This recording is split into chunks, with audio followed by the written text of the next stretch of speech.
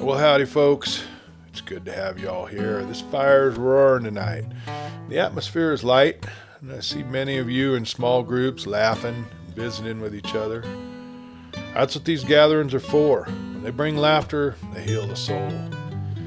However, laughter isn't always about healing. I'd like to tell a story by Max Brand about a different type of laughter. The laughter of Slim Malone. The Laughter of Slim Malone by Max Brand. Time has little to do with reputations in the far west, and accordingly the name of Slim Malone grew old in the region of Appleton, and yet the owner of his name was still young. Appleton was somewhat of a misnomer, for the region had never known anything save imported apples or any other kind of fruit since the time of its birth into the history of whiskey and revolvers. But a misguided pioneer in the old days had raised a few scrubby trees and had named the town forever. The dreams of the early agriculturists had died long ago, but the name remained to pique the curiosity of travelers and furnish jokes for inhabitants. The town lay at the conjunction of the three gorges in the heart of the Rockies, and the little plain where it nestled was crowded with orchards, which bore everything but apples. The 6 original trees which had given the town its name now stood in the backyard of Sandy Orton's saloon. Old trees with knotted and mossy limbs which suggested a venerable age due to the hard climate, rather than the passage of years. They were pointed out to casual travelers with great pride, and they were the established toast of Sandy's place. But Sandy was frequented by a loud-voiced and spendthrift crowd not usual to agricultural towns. In the old days, when Appleton was a name rather than a fact, the hilarity had been as absent as the men. But after gold was discovered in the three gorges, which led from the settlement into the hearts of the mountain, the little town became a rendezvous of 1,000 adventurers. The stages to and from the railroad 30 miles away were crowded with men eager to face the hardship of the climate and the great adventure of the gold fields. It was then that Slim Malone appeared. It was said that he had first come upon the scene as the owner of the Red River Strike, which was finally owned by Sandy Gleason. It was further rumored that Sandy had beaten Slim Malone out of the claim by a very shady deal at cards. But Sandy refused to discuss the matter, and Slim Malone was rarely within vocal range, so the matter had never been sifted. Sandy was rarely more vocal than a grunt, and when Slim Malone appeared, people had generally other things to think about other than questions concerning his past. A certain percentage of lawlessness is taken for granted in a mining town. People are just too busy with their own concerns to pay attention to their neighbors. But when 3 stages in succession, passing from Appleton to Concord, the nearest railroad community, they were robbed by a rider on a white horse, the community woke up and waxed wrath. The loss was too much in common to be passed over. The first effort was an impromptu organization of half a dozen angered miners who rode into the western hills. They found fresh hoof prints after an hour of riding and went on greatly encouraged, with the pistols loosened in their holsters. After some hours of hard travel, they came upon a white horse in the midst of a hollow. Then they spread into a circle and they approached cautiously. But not cautiously enough. While they were still far from the white horse, the bandit opened fire upon them from the shelter of a circle of rocks. They rode into town the next day with 3 of their numbers badly hurt, and the other 3 marked for life. That started the war. As the months passed, posse after posse left Appleton and started to scour the western hills for the marauder. The luckiest of the expeditions came back telling tales of a sudden fusillade from an unexpected covert, and then a swift white horse scouring into the distance. The majority came back with no tales at all, save silent mountains and the grim cactus of the desert.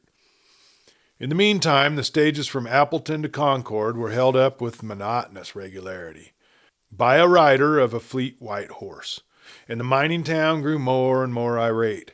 Men cursed the name of Slim Malone. An adventurous singer in one of Appleton's dance halls invented a song featuring the marauder, and it was taken up by the matrons of the town as a sort of scarecrow ballad to hush their children. Then the new mayor came to Appleton. He owned 3 claims on Asquarthy Gulch, and he ran on the doubled platform of no license for the Appleton salons and the end of Slim Malone. The women used their influence because of the first clause in his platform, and the men voted for him because of the second. His name was Orville Kendricks, but that didn't count. What mattered was his red hair and the statement of his platform. Slim Malone celebrated the new reign of holding up 2 stages within the first 5 days. But the new mayor lived up to the color of his hair and proved worthy of his platform. He held a meeting of every able-bodied citizen in town 3 days after his inauguration, and in his speech, the men noted with relief that he forgot to mention the saloons and that he concentrated his attention on Slim Malone. He stated that the good name and prosperity of Appleton depended upon the capture of this marauder at once. Divorced from the mayor's rather sounding rhetoric, the populace of Appleton realized the truth of his remarks and applauded him to the echo.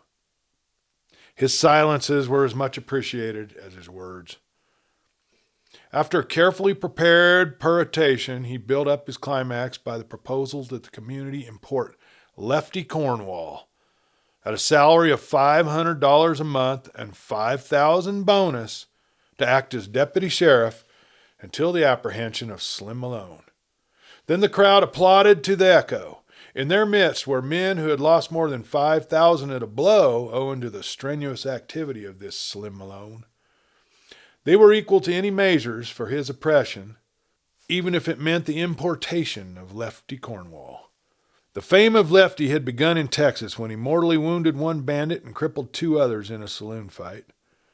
Since then it had increased and spread until he was a household word even farther north than Appleton. He came from that sunburned Southland where a man's prowess was gauged by his speed and dexterity with his irons.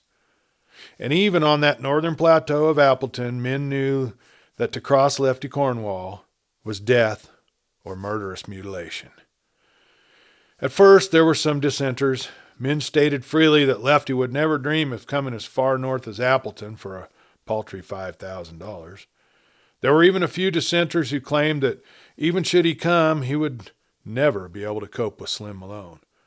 But these were laughed and hooted down by radical minority who came from the Southland, and they knew the fame of Lefty Cornwall in detail.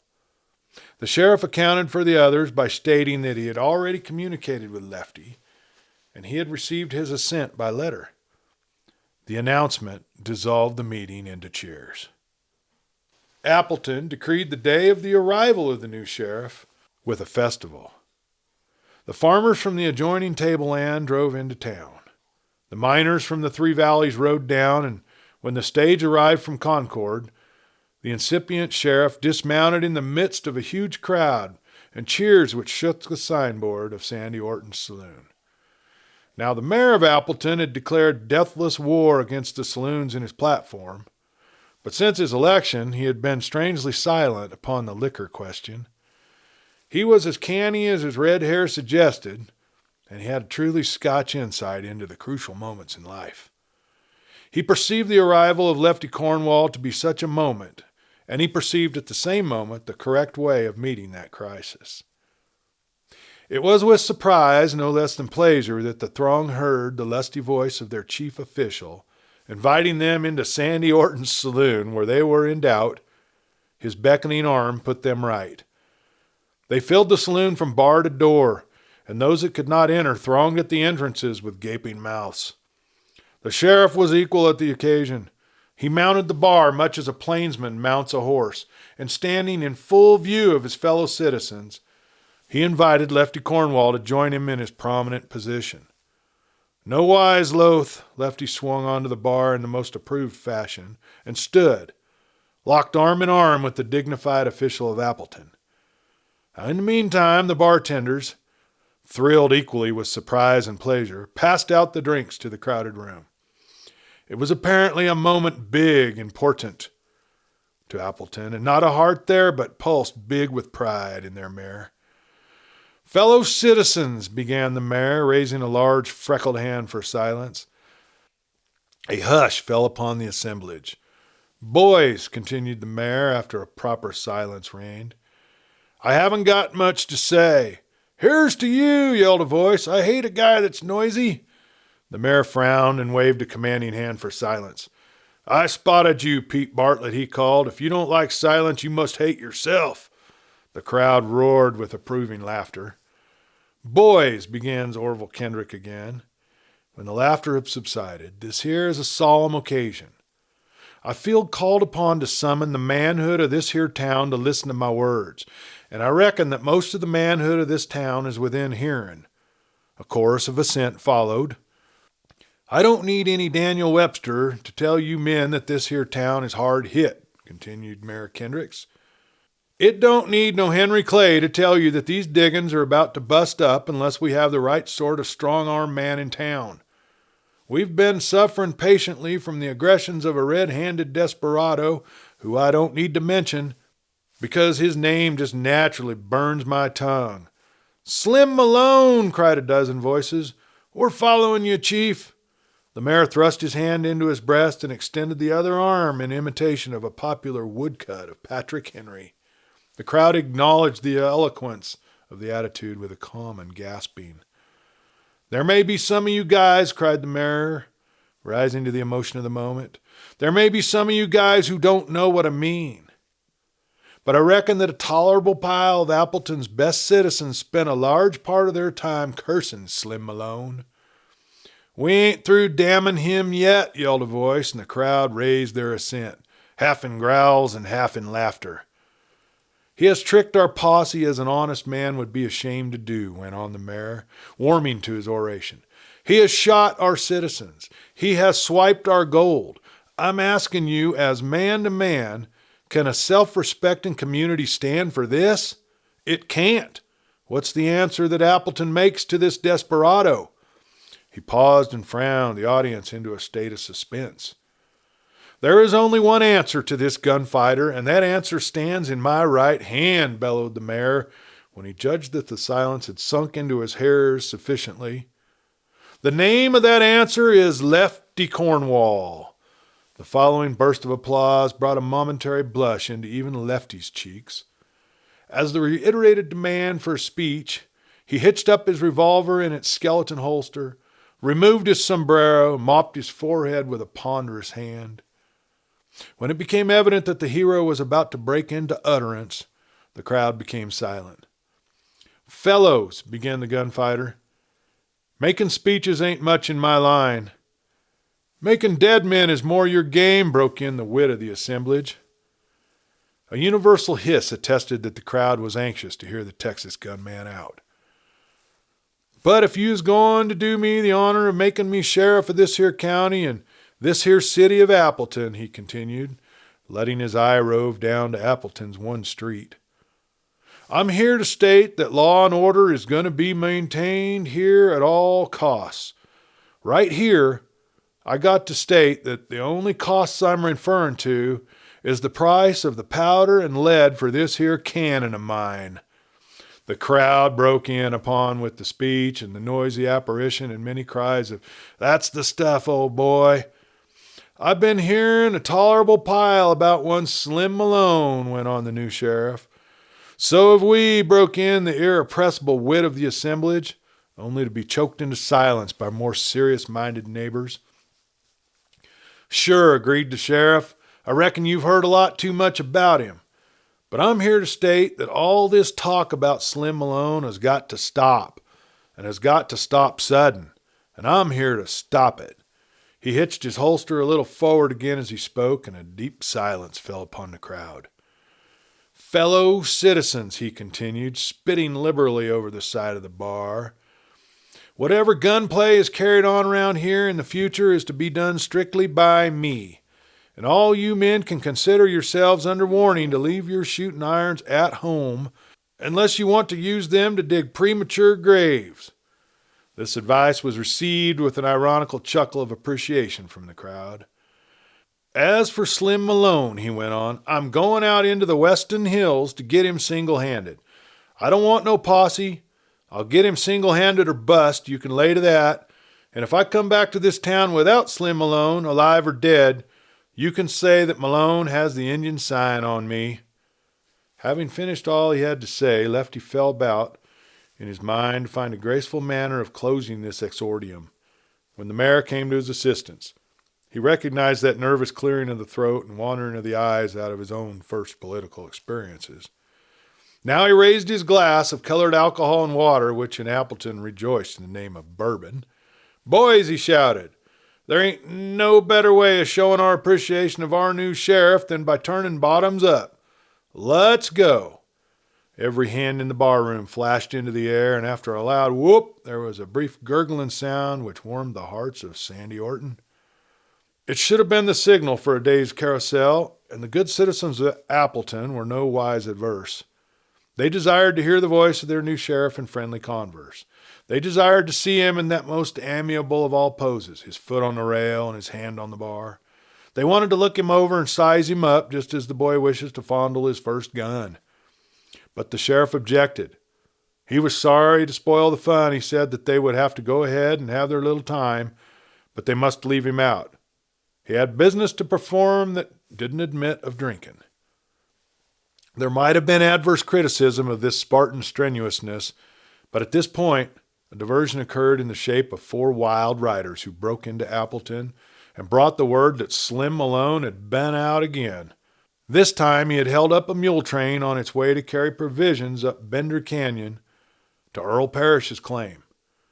With his usual fine restraint, Slim had taken no lives, but he had winged 2 of the drivers badly and had helped himself from the provisions without unnecessary waste.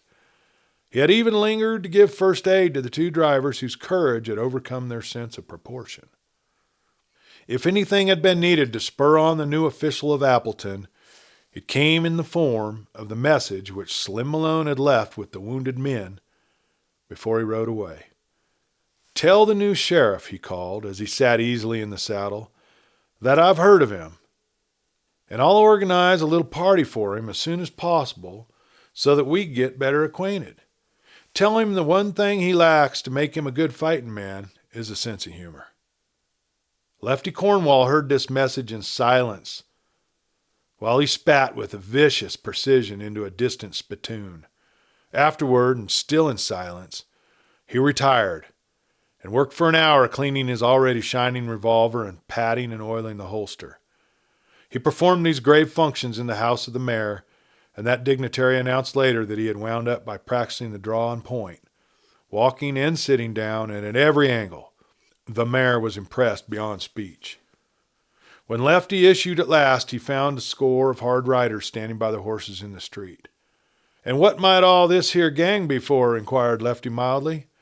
"We're the posse, waiting to be sworn in," announced one of the men.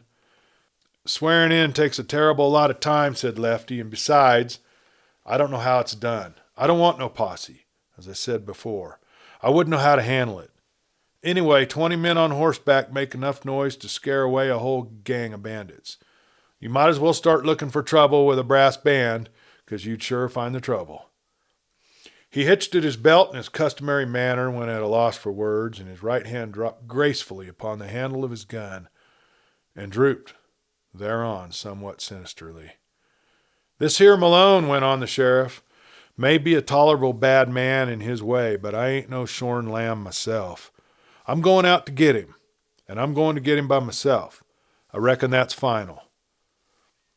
They accepted his announcement with cheers and set about offering all the information in their power.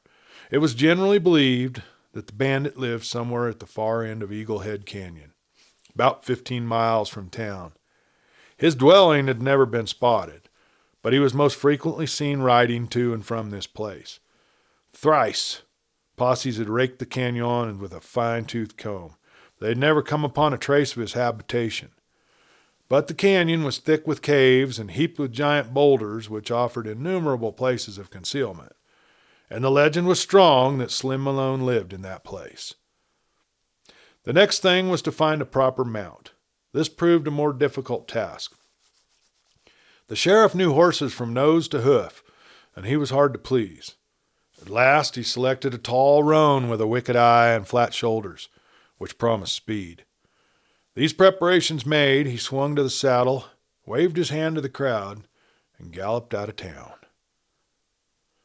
There was not much bluff about Lefty Cornwall, as the curious-minded had frequently discovered in the past, but as he swung into the narrow throat of Eagle Head Canyon, he began to realize that he might have gone too far. While he was in the town, it had been easy enough to make ringing speeches. Now that the evening began to come down, by lazy, cool degrees, a certain diffidence grew in him. He had fought many men during his brief life, but he had never come across a reputation as strange or as fascinating as this Slim Malone. If the challenge which the bandit had sent him was irritating, it also roused in his mind a certain degree of respect. And as he rode up the canyon, winding slowly amongst the boulders, 100 doubts infested his mind. If he had been back upon the level reaches of the Texan desert, which he knew, these uncertainties would probably have never entered his head. But here every half-mile of his journey was passed under the eye of 1,000 coverts, from which a man could have picked him off with the safety of a hunter firing from a blind at partridges. Moreover, a curious loneliness akin to homesickliness came over him, located, as far as he could discover, chiefly in the pit of his stomach. The mountains were blue now, the purple along their upper reaches, and as the sun left off the moon took up a rain over the chill blue spaces, it was very solemn, almost funereal to the thoughts of Lefty Cornwall, and the silence was punctuated with the melancholy howling of a far-off coyote. It was complete night before he reached the upper end of Eagle Head Canyon, and he was weary from the stumbling gait of his horse over the rocks. Moreover, the mountain night air was cold, very cold to Lefty. He wanted desperately to turn back, but he had not the heart to face the inquiries which would meet him at the town, and the covert smiles which would welcome the hero returning empty-handed, the man who needed no posse. Lefty was a very brave man, but like almost all the physically courageous, he dreaded derision more than actual pain. Yet in spite of this, he finally decided that it was better to go back to town and face the smiles than to remain through the cold night in these dread silence. He wished heartily that he had taken one other man with him, if it were only for the companionship. As it was, he felt that there was no use hunt farther, and he started back down the canyon. He had not gone far when his horse stumbled and commenced to limp. Lefty got off with a curse and felt the forehoofs. The difficulty proved to be a sharp three-cornered rock which had been picked up under the shoe of the left forefoot. He was bending over to pry this loose between his fingers when he caught the glint of a light. In his excitement, he sprang upright and stared. At once, the light disappeared. Lefty began to feel ghostly. His senses had never played him such tricks before. He leaned over and commenced to working on the stone again. But as he did, so his eye caught the same glint of light. There was no possible mistake about it this time. He remained bent over and stared at it until he was certain that he saw a yellow spot of light, a long, thin ray which pointed out to him like a finger through the shadows. This time he took the bearings of the light carefully, and when he stood up, he was able to locate it again. Lefty's heart beat high. He threw the reins over his horse's head and commenced to stalk the light carefully. Sometimes, as he slipped and stumbled over the rocks, he lost sight of it altogether, only to have it reappear when he had almost given up hopes of finding it again. And so, he came upon the cave. The light shone through a little chink between two tall boulders, and as Lefty pressed his eye to the aperture, holding his breath as he did, he saw a long dugout, perhaps a dozen paces from end to end, and some 5 paces wide. Behind a partition at one end, he heard the stamping of a horse. And as Lefty gazed, a magnificent white head rose from behind the partition, and he looked fairly at him. His heart stopped as that great-eyed gaze turned on him, the ears pricking and the wisp of hay motionless in the mouth. But after a moment, the horse dropped his head again and went on crunching his fodder, stamping now and then and snorting as he ate. At first, he saw no other occupant of the place, but by moving his eye to one side of the aperture, he managed to get a glimpse of the bandit himself. There was no question about his identity. From the description which he had heard while in Appleton, he knew him at once. the expressionless gray eyes and the thin, refined face with an almost Greek modeling about its lower part. He sat tilted back in a heavy chair, smoking a pipe and reading, and Lefty saw that he sat facing a blanket at the far end of the room. Evidently, this was the entrance. So far as Lefty could see, the bandit was unarmed, his 2 long guns laying on the table half a dozen paces away. Very softly, he crept along the side of the boulder and finally came to an aperture, as which he had expected.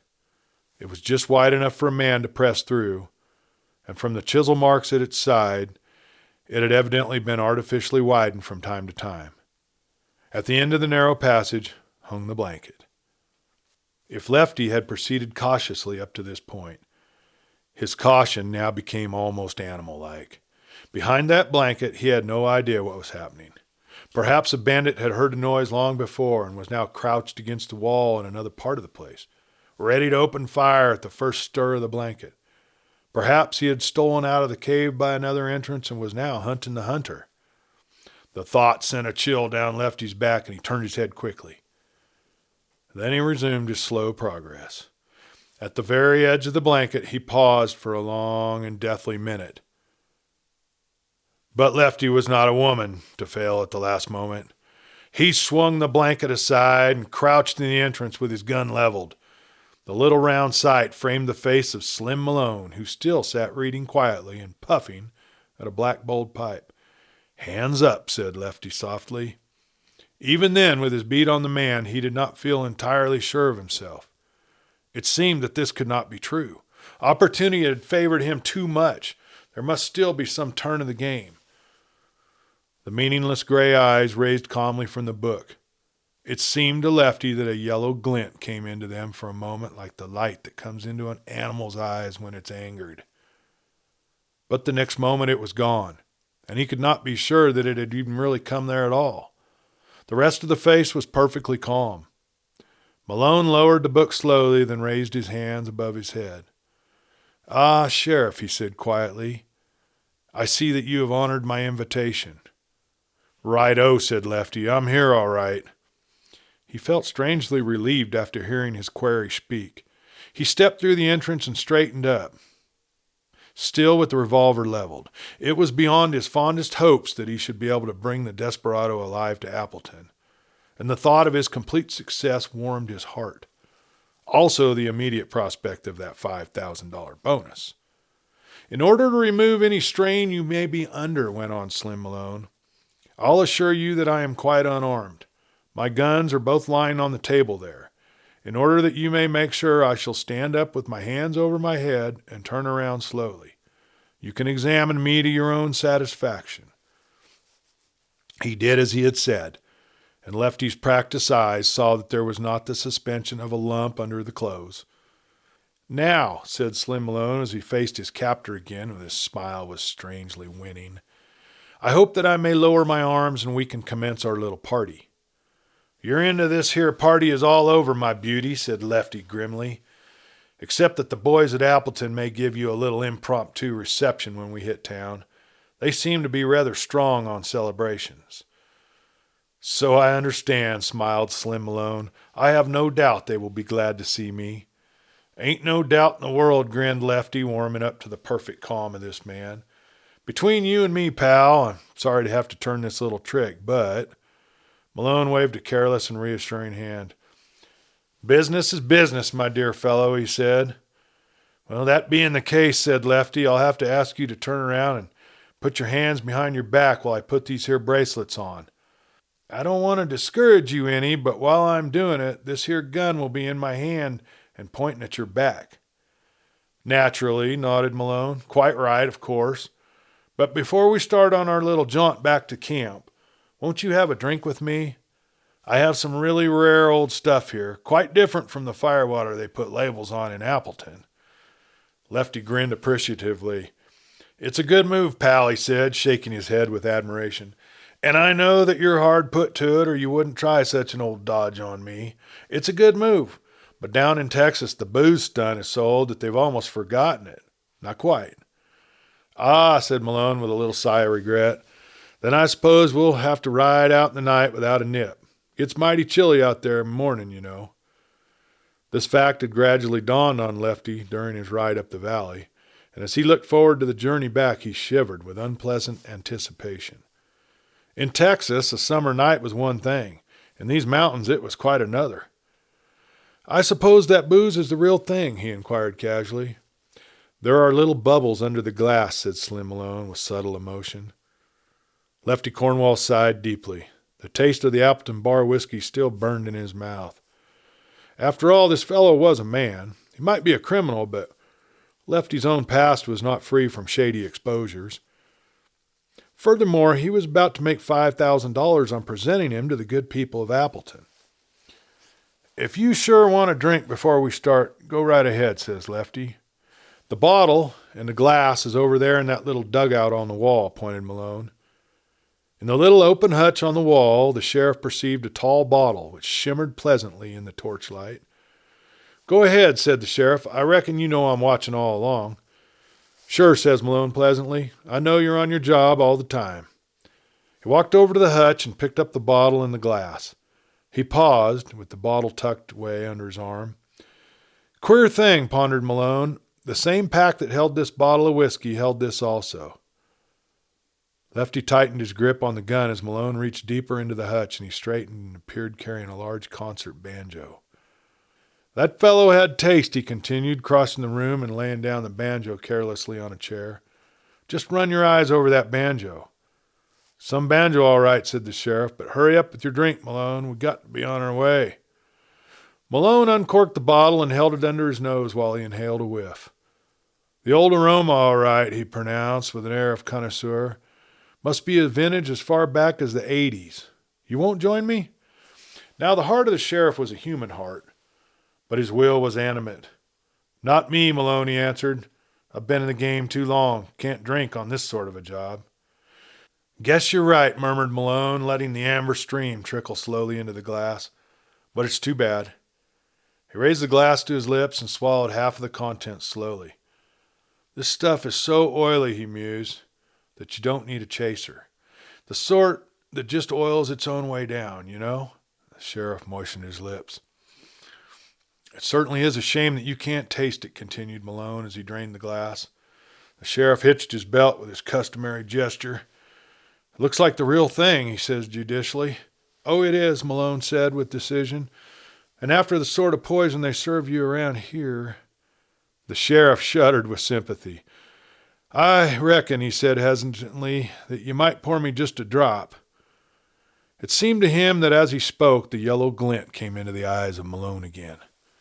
But a moment later it was gone, and he decided that the change had merely been a shadow from the wavering torchlight. He took the glass which Malone extended to him under the cover of the pointed gun and raised it slowly to his lips. "Just stand a bit further back while I drink, pal," he said. Malone obeyed. The sheriff tilted the glass. It was, as Malone had said, the real old aroma, and the sheriff drew a deep breath.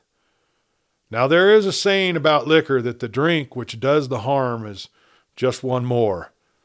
And certain it is that one whiskey calls for another as surely a question calls for an answer. "I reckon it ain't quite as old as you say," said the sheriff, feeling his way from word to word cautiously. "I reckon it ain't more than 15 years old on the outside." Malone paused, with the bottle suspended over the glass to consider. "I thought that myself when I first drank it," he nodded. "But that was before I got used to it. All bourbon is a little sharp, you know." Well, the sheriff was inclined to agree. He also felt that one more drink would quite banish from his memory the taste of that one drink in Appleton. Moreover, the danger, if there was any, at slight, for Malone was taking drink for drink with him, and larger drinks at that. It was sort of a subtle challenge to the manhood of the sheriff, and he was as proud of his capacity for whiskey as of his speed with a gun. It was perhaps half an hour later that the sheriff indicated the banjo with a careless wave of the pistol. "You play any?" he inquired. "Or you just keep it around as sort of an ornament?" "Both," smiled Malone. "It makes the place more homelike, you know, and then I sing once in a while, but not often. Folks around here aren't particularly partial to my voice." "I'm a pretty good judge," stated the sheriff. "Blaze away, and I'll See that you ain't interrupted. Been a long time since I had the pleasure of hearing any decent singing." He was, as he said, a fairly good judge, and he was delighted with the rich baritone which rang through the cave. After a time, as the whiskey and the music melted his mood, he began to call for old favorites, darky ballads, and last of all for the sentimental ditties which have always charmed the hearts of the rough men of the West. Annie Laurie, Old Black Joe, Ben Bolt, Silver Threads Among the Gold. As he sang, the bandit commenced, naturally, to walk back and forth through the cave. And the sheriff sat back in the chair with half-closed eyes, waved the revolver back and forth in time. He failed to note that as Malone walked up and down each time he made a longer trip, until at last he was pacing and turning close to the table on which lay the revolvers side by side. He did not note it, or if he did, his mind was too thrilled with the tender airs and the tenderer liquor to register that fact clearly. It faded into the pleasant blur of his sensations. "Oh, don't you remember, Sweet Alice, Ben Bolt, Sweet Alice with—" The music stopped. Malone had stooped over the table with the speed of a bird picking up a grain of wheat, and with the same movement he whirled and fired. The gun spun from the hand of the sheriff, and he stood staring into the eyes, which now, beyond all doubt, flared with yellow animal fire. "Now put your hands behind your back after you've thrown those bracelets to me," said Malone. "I naturally hate to break up this party, but I think you've had about enough whiskey to keep you warm on the ride back, Lefty, my boy." There was an insane desire on the sheriff's part to leap upon Malone barehanded, but he had seen too many fighting men in action before. He knew the meaning of those eyes and the steadiness of the revolver. "It's your game, Slim," he said, with as little bitterness as possible. "But will you tell me why in the name of God you aren't on the stage? It isn't what you do, pal, it's the way you do it." Appleton woke early the next morning. Someone shouted and then fired a pistol. The populace gathered at windows and doors, rubbing sleepy eyes, which a moment later shone wide awake, and yawns turned into yells of laughter, for down the middle of Appleton's one street came the sheriff. He was sitting the roan horse, with his feet tied below the girth, and his hands tied behind his back. And even the weary roan seemed to feel in his drooping head the defeat of his rider. Upon the back of the sheriff was a large piece of cardboard, upon which was printed in large letters the following: "I'm sending this back with my signature in token of a pleasant evening in my home in Eaglehead Canyon. I'm sorry to announce that I've moved. Slim Malone."